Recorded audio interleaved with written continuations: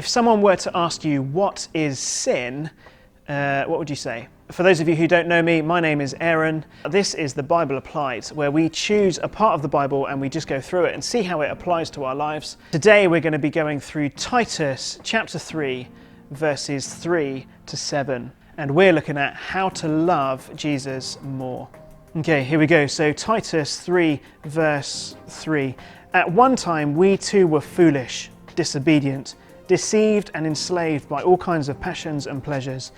We lived in malice and envy, being hated and hating one another. But when the kindness and love of God our Saviour appeared, He saved us, not because of righteous things we had done, but because of His mercy. He saved us through the washing of rebirth and renewal by the Holy Spirit, whom He poured out on us generously through Jesus Christ our Saviour, so that having been justified by His grace, we might become heirs, having the hope of eternal life. Oh, pardon me. This bit of Titus is absolutely essential if you are going to understand Christianity. Someone really helpfully explained it to me like this. Imagine that there is a cone on its side, and on the top axis is how much we view sin as bad. Now, where are you along that line? How bad do you see sin? And then the line across the bottom is Jesus. How great do we see Jesus? Where are you across that line? They said there was a direct link between how bad we see sin and how amazing we see Jesus. What is sin? Sin, most people think, is just the bad things that we do. And we think, oops, I messed up again, I sinned. Sorry, God. Now, we think sin is just the bad things that we do, but that's not what Paul thinks. See, our bad actions are just the physical outcome of a worse spiritual reality. In verse 3, Paul says that we are deceived and enslaved by sin. See, he views sin as a slave master with my heart in his hands. He says that we are deceived into thinking that this is normal. Paul thinks that sin is so powerful that it has not only gripped my heart, but it is also affecting the hearts of every single human being that has walked this earth. See, sin is a powerful force that forces us to look away from God and look inward and only on myself. Is this true? Now, if you would rather hear the Bible say it, then turn to Ephesians chapter 2, verses 1 to 3, and you can have a look there, but read it later. Right now, let's focus on this passage. Sin is a powerful, world-changing force that is causing humanity to rip itself apart. It is a force that has chained me up so much that I can't get unchained, and no other human being can do it either. And see, this is the huge problem. I can't save myself, and you can't save me either, because you are enslaved by the same thing. Now, you might be sitting here thinking, hang on, this isn't fair. It wasn't my choice to be enslaved. Well, maybe that's the case. Maybe. But we're still responsible for the choices that we have made while we have been enslaved. See, it is our choice what we choose to do with that enslavement, whether we choose to fight it or we choose to give in. But the great news is in verse 4, but when the kindness and love of God our Saviour appeared, He saved us, not because of righteous things we had done, but because of His mercy.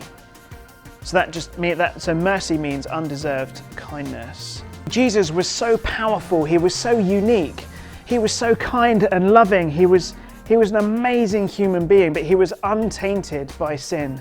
So He chose to become so that I could be free, or at least offered freedom. See, this is the great news of Christianity. This is why it's so good. There's been this huge spiritual swap that's gone on. Jesus took His freedom and became so that you could take your enslavement and become free.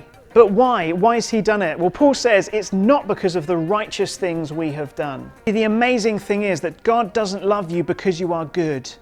He doesn't love you because you pray lots or you read the Bible, or He doesn't love you because you watch these videos. He doesn't love you because of anything that you have done. He loves you because He made you. He made you just as you are. He said it's not the healthy that need a doctor, but the sick. Jesus saw your sin, He saw my sin, and He chose to die on the cross and take the punishment for that so that He could offer me and you freedom. This is the great news of Christianity. So what does it mean by washing and rebirth and renewal by the Holy Spirit? Baptism! Many theologians, when they read this, they start getting really excited about baptism. So as soon as they see washing and rebirth, they go, baptism! But remember, this is speaking about something spiritual that has happened to you. He has just said it's not about righteous things that we do. So he's not talking about baptism here. What he's doing is he's speaking about something spiritual that has happened to you. I had some toys when I was growing up. They're these ones. They were called connectables. I don't think you can get them anymore. Very 90s. So they were just vehicles that you could stick together. You could do different ones. Now I'm using this to say this is like how we are now, okay? This is our physical body and this is the spiritual bit that was enslaved by sin. What Jesus has done is he's taken that old slow bit off, and what he's done is he's given us, this bit. Okay, he's given us the bit that should be here. This is our spiritual self. A big spiritual swap has happened. But here is what is amazing. He's not only done that, but he's also given everyone who believes in him the Holy Spirit, something to connect all the different people that believe in Jesus together, so that when we reach that finish line, we're going to be doing it all together as one people. But that also means that he's connected us with himself as well. Spiritually, something incredible has happened. You've been connected both to Jesus Christ and everyone else who believes. It's amazing. But did you see verse 7? So that having been justified by his grace, we might become heirs, having the hope of eternal life. That is heirs, by the way. Don't read that as hairs. We don't become hairs, we become heirs. It's a silent h. Justified or justification just is a legal term. It means that a judge has declared us guilt-free. We are innocent. So because of Jesus Christ, those people who accept Jesus as their Lord and Saviour are people who are declared guilt-free before God. Now, what is an heir? An heir is someone who receives something when someone else dies. So an heir gets the things that the person had before who has just died. So they get those things, but Jesus died, so what are we heirs of? Well, they receive eternal life. Do you notice that isn't eternal boredom? That isn't eternal work? That isn't an eternal worship service or an eternal sermon. That is eternal life. Now remember, our spiritual self, while receiving that from Jesus Christ, we don't yet experience it fully. That's because we've still got our physical bodies. But when that physical body goes, our spiritual self goes to be with Jesus. That is so exciting, that one day I'm going to be fully remade and have a new physical body with my spiritual self, where I'm going to be in a relationship with God, and it's going to be amazing. That is eternal life. Isn't this exciting? Application. Why don't you pray that you would go further down this cone? That you would ask God to see how bad your sin is and see how awesome Christ is. Why don't we pray that together now? God, I pray that you would show us how bad sin is, that we would see that for what it is, the enslavement as it is, and that you would help us see that Jesus Christ is absolutely incredible. In his name we pray. Amen. Steve's challenge.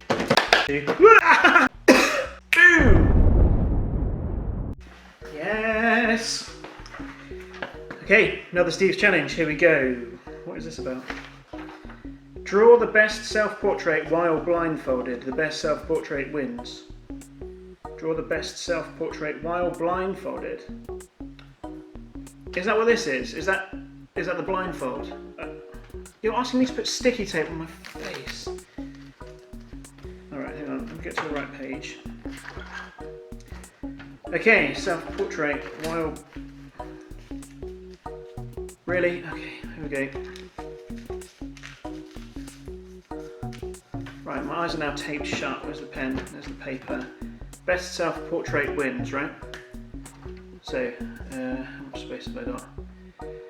Okay, here we go. If you think you can do better than me, then upload your try to the Facebook group. What am I going to do? I'm going to do a big head here, so that's my chin. And then here's my hair. Okay, I've got ears. And then eyebrows about here. And then what's my nose shape like? It's like a around there with a nostril and a nostril. And then a mouth. I need to do some lips as well. And then a beard. Although, oh, it's probably not that big. I'll give myself a shave on this side. And then a moustache. And then a really manly, thick neck. There we go. Good. Job done. Ouch! Ow. Oh, I'm looking slightly to the right. I'm quite excited about that. It's like a cartoon face. Right, if you think you can do better than my abstract art, then upload yours to the Facebook group and I will see you in the next video. Keep it that, put it on the wall.